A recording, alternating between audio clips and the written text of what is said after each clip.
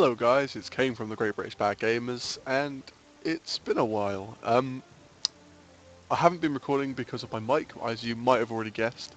There was a horrible, really nasty fuzzing noise, and I promise you that should be gone soon, as I'm ordering a microphone that when I next get paid, which is next week, and it should be delivered very soon, and I should be back to normal.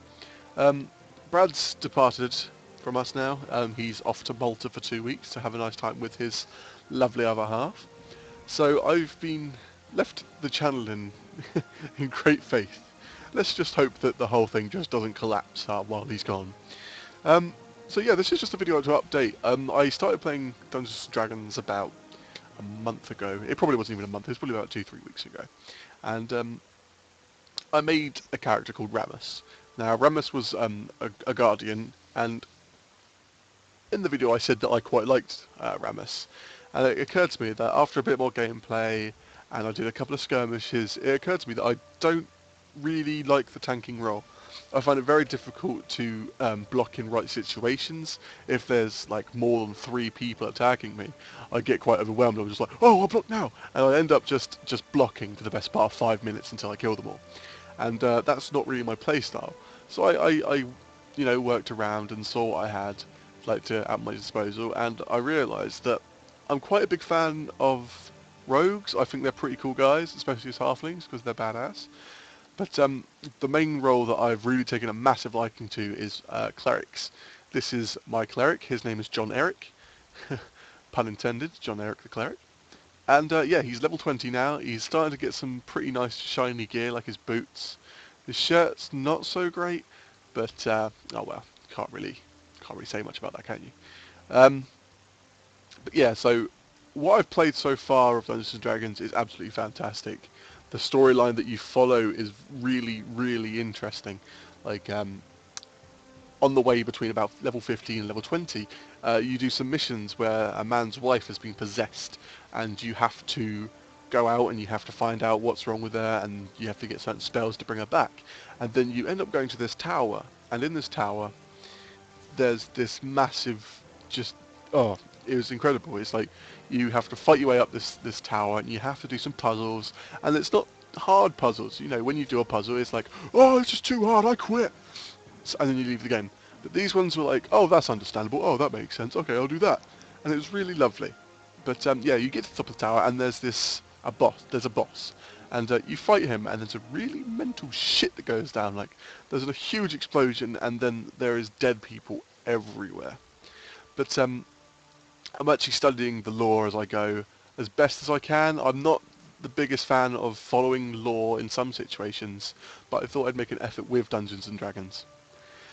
So yeah, this is the cleric, and I'll just show you what it's like on a level 20 cleric.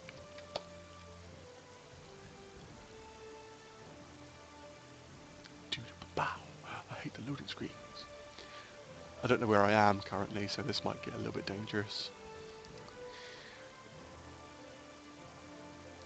All I can hear is fuzzing.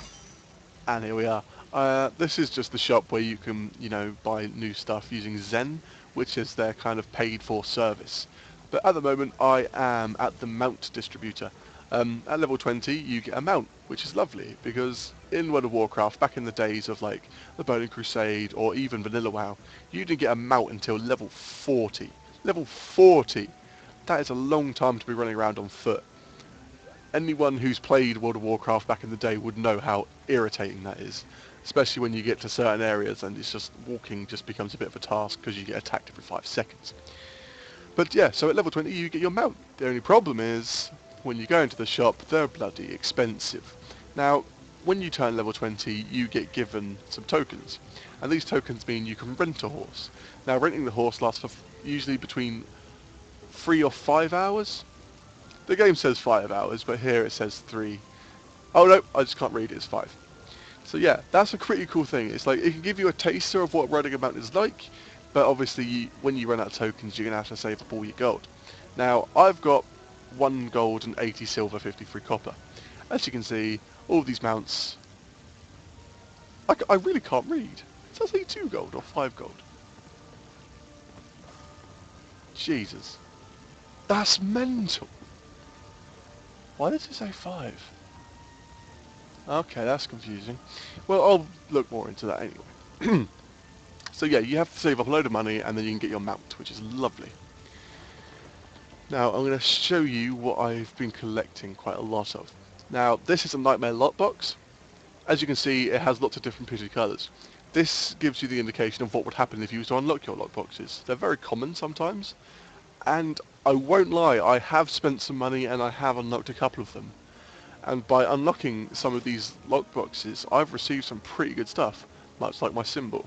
My symbol before this was just dire. It was nothing, you'd write home about. Now this one's actually really quite good for my level. It definitely increases my healing range, and my output since I've equipped it is just rocketed. Anyway, so I would say that they are worth unlocking, but only if you get good things. I mean, I've also got lots of pendants and relics which you can use from these lockboxes, but obviously I have no gear which can actually equip them properly yet. Anyway, back onto my actual character. So this is John Eric. We've all seen John Eric before. He's crotch, and he's pretty ugly. He's a dwarf. You expect that. Now, I finally got into actually have a little bit of a mess around with the skill set, and it starts off quite confusing.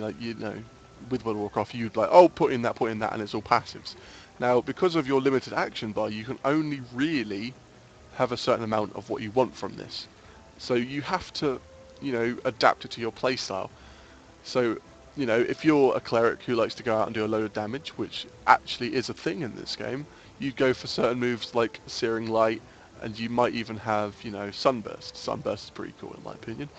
And they just deal a lot of damage. I've played some PvP as my cleric, and I was decimating people. I think that this needs to be tweaked.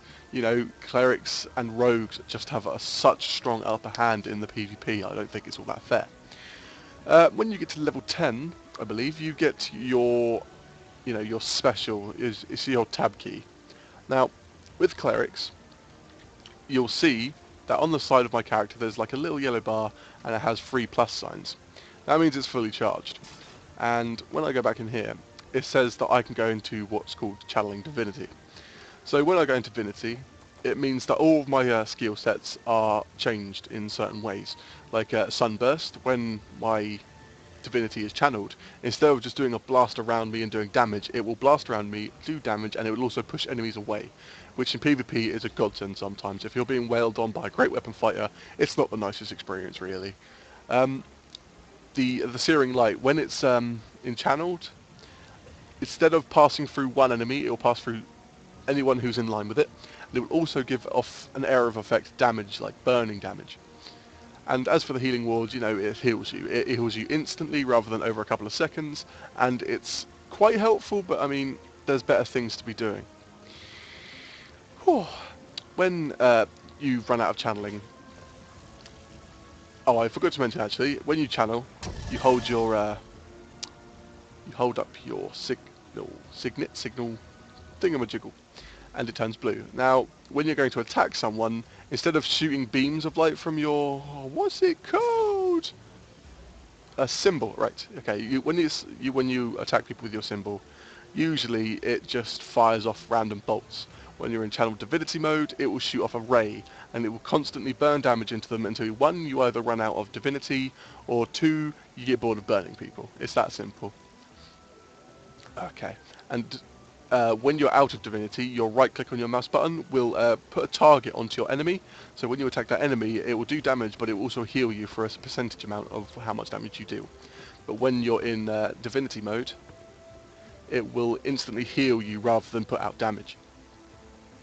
Now, if you look here, I've got 3 charges, 3 plus signs, which means I can use 3 spells. So if I was to press Q, it does my sunburst, but obviously if there was enemies around me, it would blow them back. I can't demonstrate my E here. Nope.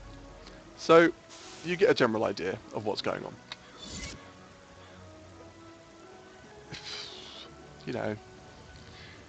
I have had one problem with this game. And it's a shame, really. because I thought, it'd be a little bit different. In World of Warcraft, a lot of people complained that it was a grind to level, and I would happily agree with them. I think the hardest thing about World of Warcraft was the grind between 70 and 80. Standing in Northrend is my least favourite thing to do. I hated that place. And when I started playing Dungeons and Dragons, I thought, maybe it'd be a little bit easier.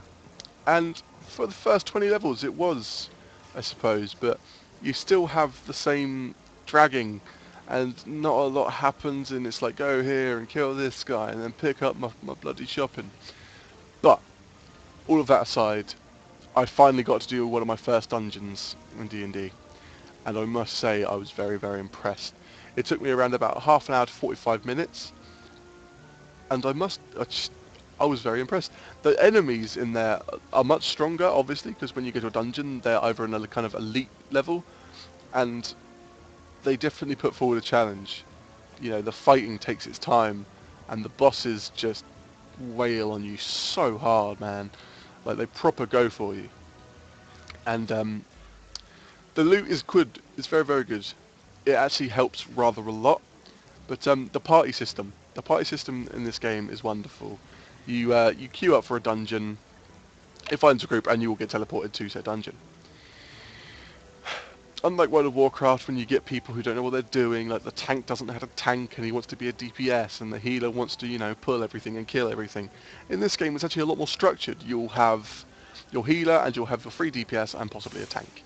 And the tank does what he's doing. There's a nice balance when it comes to aggro, and I really, really am very happy about that. A problem with World of Warcraft for me was when I was in dungeons with certain people, around level 40 to 60, they don't understand how to take aggro and tank properly. In this game, that is really not of trouble. But I was hoping to make this a short video, just so you guys can see what's happening with my Dungeons and Dragons. I will be uploading a lot more of this now. I finally got the character I enjoy, and I'll be uploading updates, probably every 10 levels, hopefully, if not every 5, just to let you guys know what's happening. When I hit end level, I'm going to make more episodes on PvP and dungeoning, because I've heard there's a lot of dragons to be killed in this game. So this is just a quick update, about 10-15 minutes, just to let you know what my impressions are. Hopefully I've not rambled on too much, and hopefully you haven't killed yourself from the pure fuzzing that's coming from my microphone. Once again, this is Kane from the Great British Bad Gamers, and I will see you later.